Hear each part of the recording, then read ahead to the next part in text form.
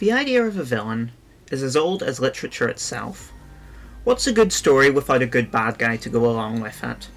All throughout history, we've seen some of the most defining characters of many works to be their antagonists, from Lego to Ralph Cifaretto to any number of comic book foes. Often the most remembered characters in fiction are the most unlikable. This goes for video games too, of course, where the added interactivity that comes with the medium allows for even more personal investment in the stories being told. Feelings of disgust, anger, hatred, and sometimes sympathy, all amplified by the personal investment of a player that is not afforded by a film or a TV show or a book. Any LA Noire fan will tell you just how much they wanted to punch Roy Earle in his smug little face, and just how heart-wrenching the ending was made by his evasion of consequences. But there's one game in particular that really utilises its enemy factions in ways that captivate me. Nerd. Hands up! Drop to your knees! Ready or Not is, quite possibly, my favourite game of the 2020s, and that is in spite of its jank and at times insanely maddening difficulty.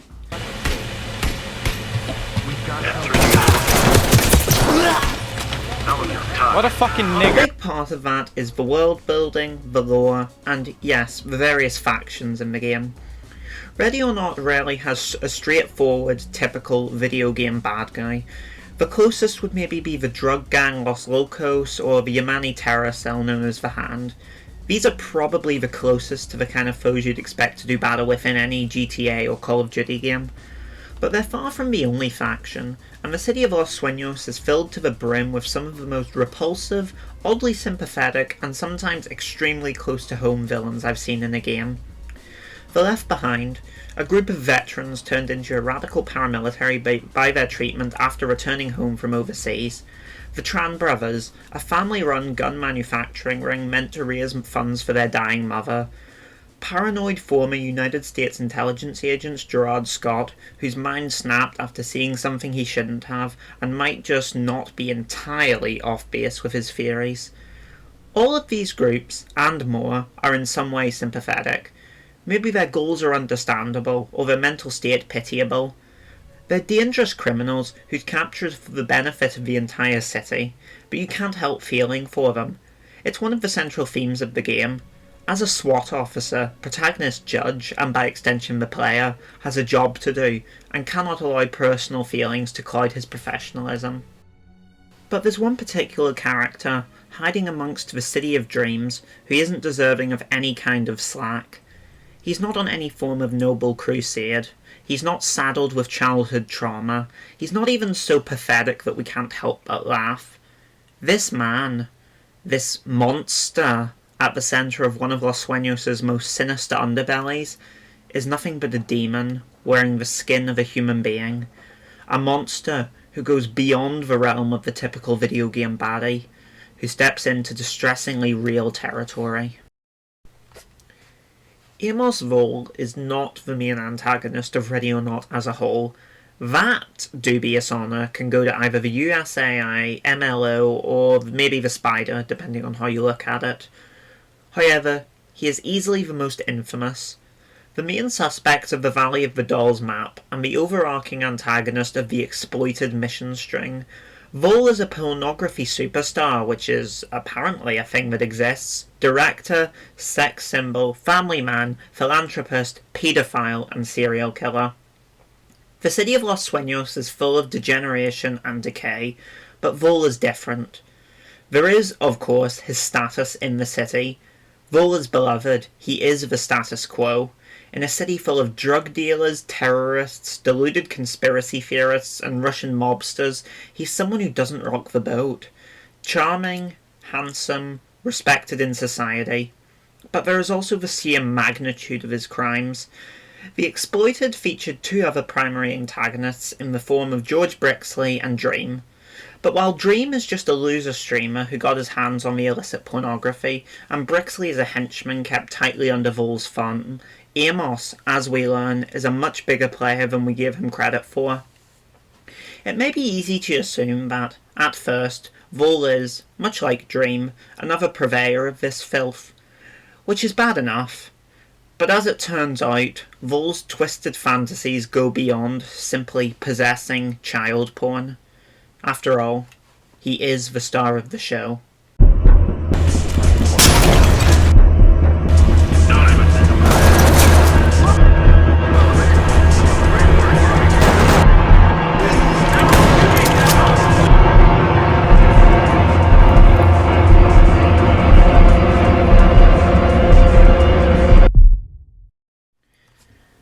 The basement has become a bit of a meme in the Ready or Not community, even if that's a slightly ghoulish way of describing it. Perhaps the most disturbing area in the entire game, the rooms beneath the Vol Health House are where Valley of the Dolls goes from sickening to demented. Suddenly, a few drowned hard drives and burned files upstairs don't seem so bad. Pictures. Hundreds of pictures, neatly organised files, demented scrolls across the wall, an amateurish yet distressingly real set, and barrels. Barrels half buried beneath the house, with children's clothes on top of them. This is the culmination of Vol's degenerate empire. It's also worth noting that the infamous girl pictured on the wall seems to be stitched together, made up of lots of different photographs. In the map, the Spider, which isn't related to the Spider organisation and is part of the same storyline as Valley of the Dolls, we see that Vol is very clearly interested in the idea of perfection, that he wants the best possible look for his victims. Maybe for this particular girl, he couldn't get the exact shot he wanted. It could certainly explain the demented scribblings surrounding the photo as he drove himself to the brink of insanity, trying to perfect his sadistic. The Vol is a small rodent that is known for burying beneath plants and eating from beneath.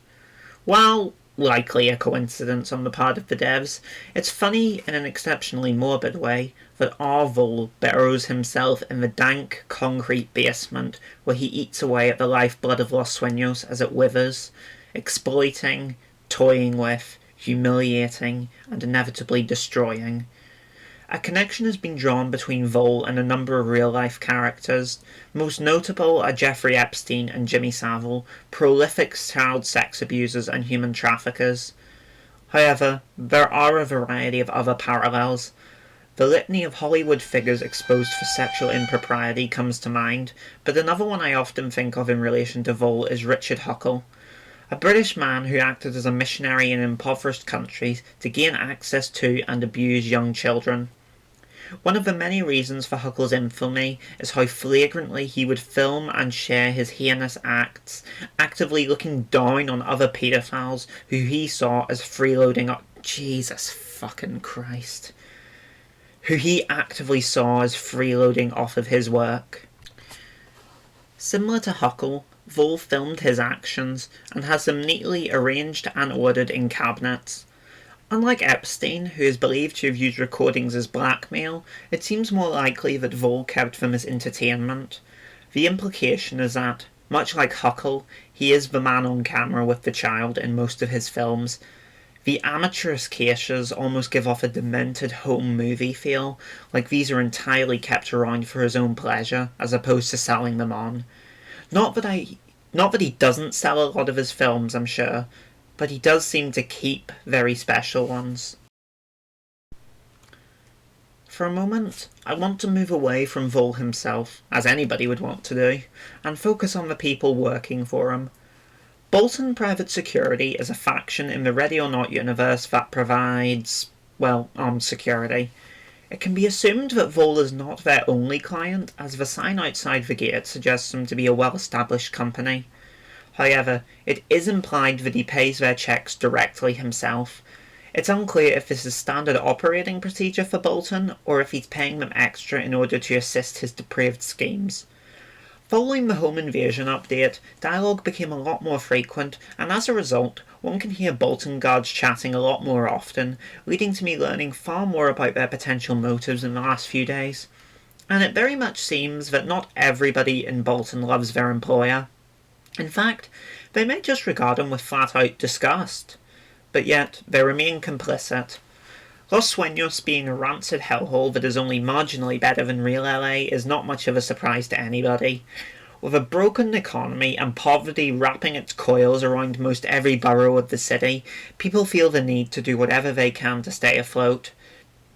There is some implication that many Bolton men are veterans, and anybody who's played the game knows how bad ex-military have it in Los Sueños, with the radical domestic terrorist group known as the Left Behind forming in order to force people to acknowledge the reality of the situation faced by vets by any means necessary.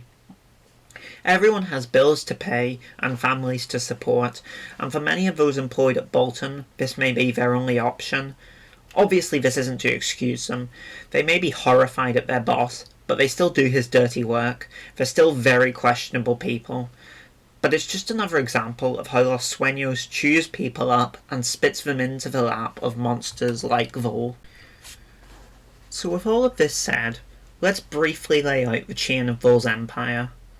An associate of his, another ex-military man named George Brixley, acquires children through his dubious talent agency, consults with Vol over their eligibility, and sends over the most desired children to the man.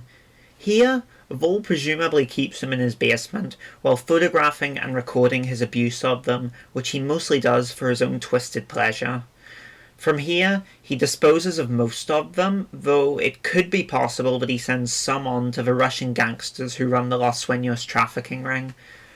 Whilst he stores many of his quote-unquote movies physically, he stores a lot digitally too, and to help in storing these, he either bribes or threatens the staff at server hosting company Mindjot to hold his servers on his behalf.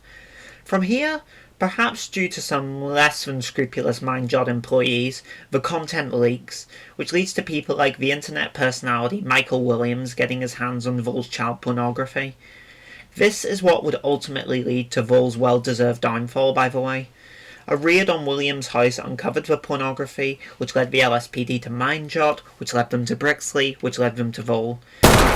Just like that, the House of Cards crumbled because of a fat pervert gamer who was too stupid to take any due precautions. Thank God for morons, eh? As of February of 2026, currently the most recent point in the Ready or Not timeline, Vol is in jail and awaiting trial. His ultimate fate is, as of now, unclear, as a newspaper from late January claims him to be feeling confident about his case. Whether this is mere cope on his part or an indicator of more friends in high places remains to be seen, though clearly he has no shortage of enemies now. We know that the carriers of the Vine cult were taking an interest in him prior to Raskin's arrest, and I doubt they're alone. An idea a friend and I had for an upcoming mission is perhaps Vol is being transported to a new facility or courthouse when his convoy is ambushed, leaving Judge and company to have to save the rotten bastard's life. It would tie quite neatly into one of Ready or Not's underlying themes, of doing your job to the best of your ability without allowing emotions to cloud your judgment. That's all fanfiction stuff though, and not really relevant to this. As it stands, I consider Amos Vol to be one of the most vile villains in a video game, maybe the most vile. Even calling him a villain feels wrong, to be honest. Ready or Not looks at a lot of more down-to-earth and, for want of a better word, relatable evils. A lot of the time, this gives way to a lot of moral ambiguity. The Left Behind are terrorists, but they're also broken men pushed to their limits and cast out by society. The carriers of the Vine are killers and lunatics, but their victims are largely people like Vol, abusers, rapists, scum who the law glosses over. Archie Zem, the primary mastermind of the Watt College shooting, was dosed on antidepressants and potentially manipulated by federal agents, just like real life. All of the above may have committed reprehensible actions that may well have doomed their souls to a hell greater than Los Sueños, but none of them are clear-cut evil people. Vol is the other end of the tape. The world is full of good people, people who try their very best, people who make the world better through their existence. But there are also evil people, irredeemable people, people like the clients of the Spider Collective, people like Amos Vol. Vols exist everywhere in the world, and that is why I consider him to be the most depraved, the most disturbing, and the most despicable antagonist to ever feature in a game.